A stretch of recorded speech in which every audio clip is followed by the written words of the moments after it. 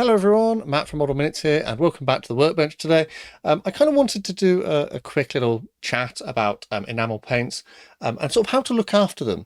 So for those of you who may have been using enamel paints for a very long time, some of the stuff in this video may be, old news to you, which is absolutely fine, but do let me know down in the comments if I miss anything and you have any particular tips on how to look after your enamel paints. But for new modelers, I thought it would be really nice to just share a bit of information about how to look after your enamel paints. This won't be how to use enamel paints, because I have used them in a variety of different build videos, but in this one I'm going to be talking about how I look after them.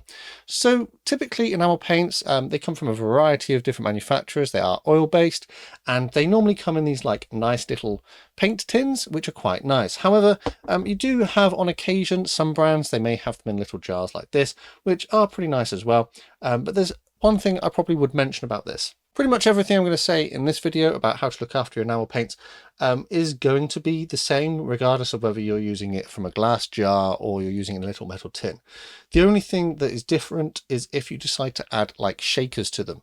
So you can buy like little fishing weights or something to go inside of your tins, and when you shake them, obviously it rattles and helps agitate the paint to mix them up.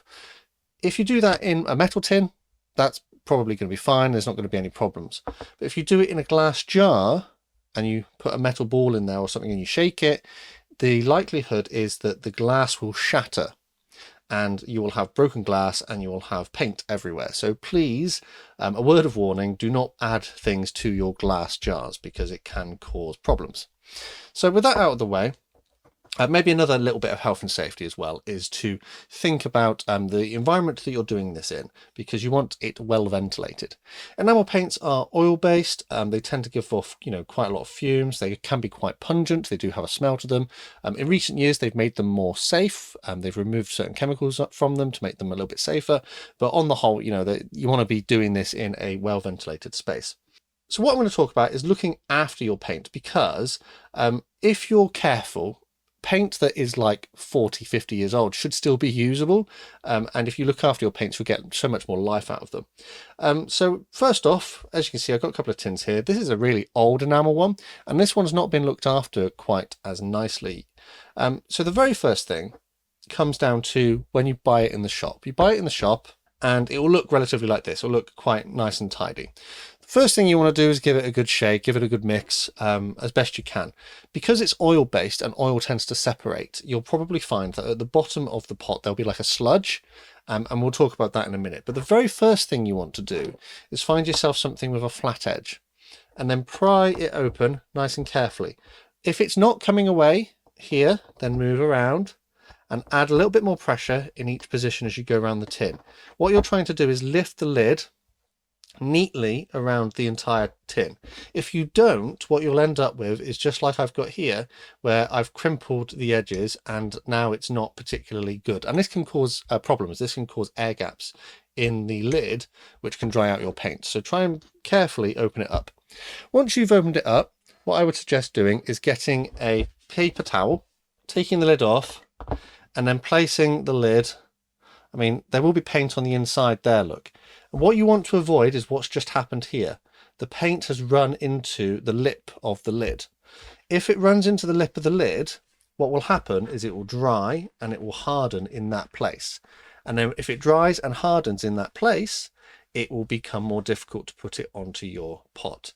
It will either gum up the lid and basically glue the lid to the pot, or it will form an air gap and then your paint will dry out. So what you've seen there is I've just cleaned that off. I've cleaned the lid off nice and tidy. So at this point you've got a nice clean lid which can go back on. I would suggest giving it a thorough mix. So the instructions on these vary, but generally you want to give them a good thorough mix. You'll see that I've got a big blob of paint there. What you're trying to do is reactivate it and make it smooth and consistent. If you're still getting big blobs of paint on the end, it's not ready to go. So give it a good mix, and you'll notice as well that whilst I'm mixing it, I'm getting some on the lip around the edge here, which is not great. So what you could do is also, if you're very careful, is get a cotton bud or something and run around the edge of that just to clean that off a little bit. because once you've finished doing your painting, what you'll want to do is put your lid back on. So when you put your lid back on, you finish doing your painting for the day, put your lid back on, and then make sure that you press it down evenly around the edges so it's got a nice seal. And then that general care will see your enamel paints last for years. And I have enamel paints which I had when I first started modelling, going back like 20 odd years, and some of them are probably even older than that. But like if you look at this one, I haven't looked after it very well. I didn't follow my advice. The lid has sort of come away. It's very hard to open. It doesn't want to open. I don't know if this is still going to be used. Oh my word. All right, okay, yeah, there's still liquid paint in there, but it's like very separated.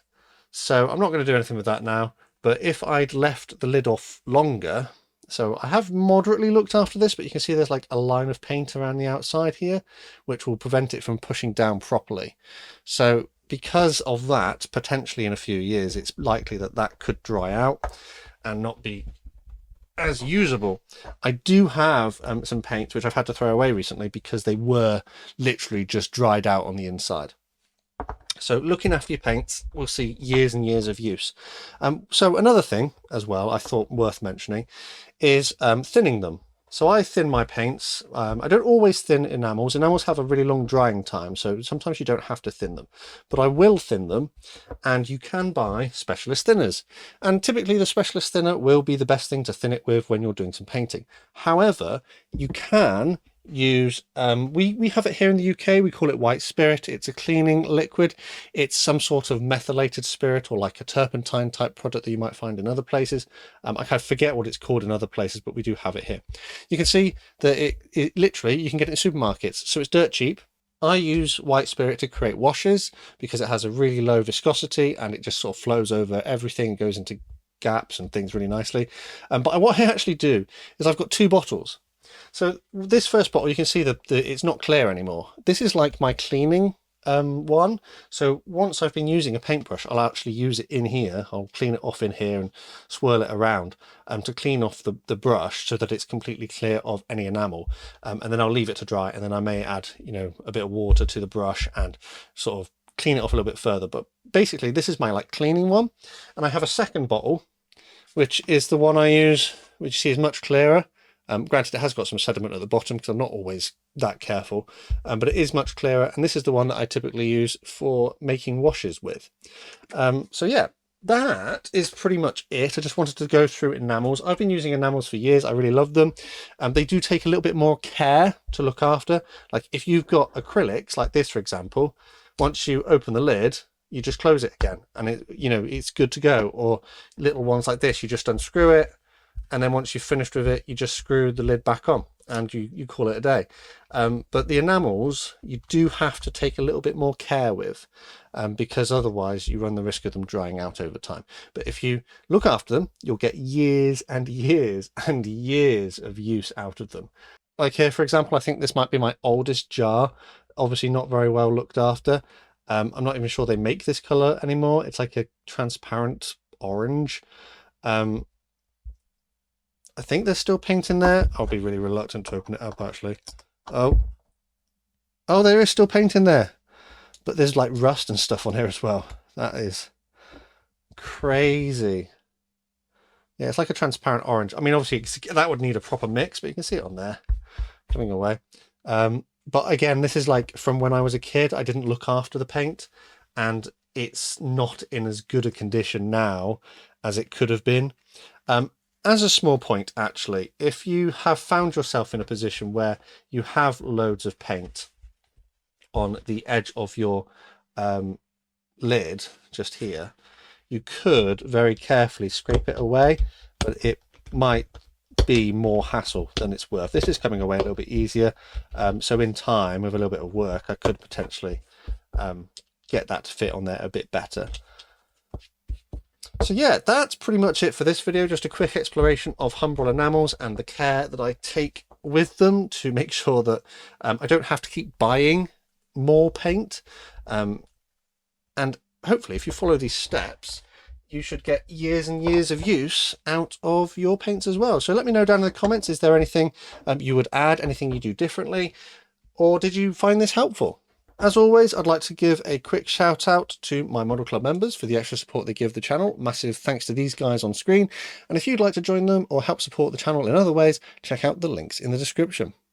The best way to support this channel for free though is by subscribing with notifications turned on so you never miss a modelling upload. Finally though, last thing to say is a massive thank you to you for watching this one, and I'll see you on the workbench again next time.